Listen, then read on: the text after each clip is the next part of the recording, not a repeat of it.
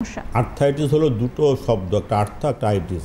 Arthur মানে হলো হাড় বোনস, আর আইটিস মানে ইনফ্লামেশন, মানে বোনের কাছে বা পাশে ইনফ্লামেশন।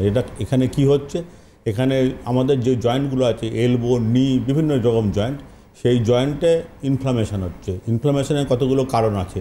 প্রথম কারণ হলো বাইরের কিছু থেকে আঘাতপ্রাপ্ত হওয়া, মানে আমরা চলাচল করতে করতে বাইরের একটা কোনো যানবাহন বা কিছু করতে আঘাত, প্রথম এক কারণ।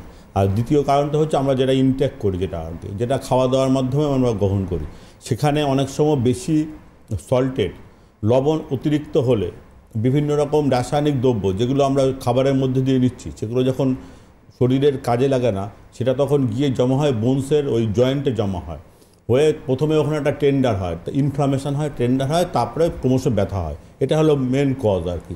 আর আমরা কি করি, আমরা হলো যারা ব্রহ্মকমলের সঙ্গে যুক্ত, এখানে একটা আয়ুর্বেদিক কনসোর্টিয়াম, মানে কয়েকজন আয়ুর্বেদিক ডাক্তার আছেন। তারা কি করেন, তারা হলো সব প্রত্যেকেই বিভিন্ন ইউনিভার্সিটি থেকে পাশ করা ডিগ্রিধারী ডাক্তার।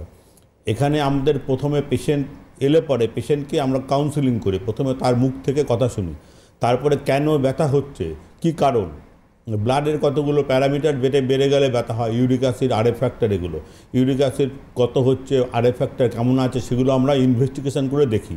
আমাদের এখানে ইনভেস্টিগেশনেরও পূর্ণ বন্দোবস্ত আছে, করে দেখে তারপরে আমরা ওষুধ নির্বাচন করি করে। এবং আমাদের যে এটা হচ্ছে, যে কোনো আর্থাইটিস সহ যে কোনো রোগ, মানে আয়ুর্বেদ একটা বিজ্ঞান, মানে আয়ুর মানে হলো জীবন, বেদ মানে জ্ঞান, মানে জীবন সম্বন্ধে পুঙ্খানুপুঙ্খ জ্ঞানকে আয়ুর্বেদ বলা হয়। এটা একটা প্রাচীন শাস্ত্র, 5,000 বছর ধরে ভারতবর্ষে সহ পৃথিবীর বিভিন্ন দেশে চলছে। ভারতবর্ষের রুট আর কি, মূল ব্যাপারে। আর এখানে আমাদের সাফল্যের হার 80 থেকে 90%।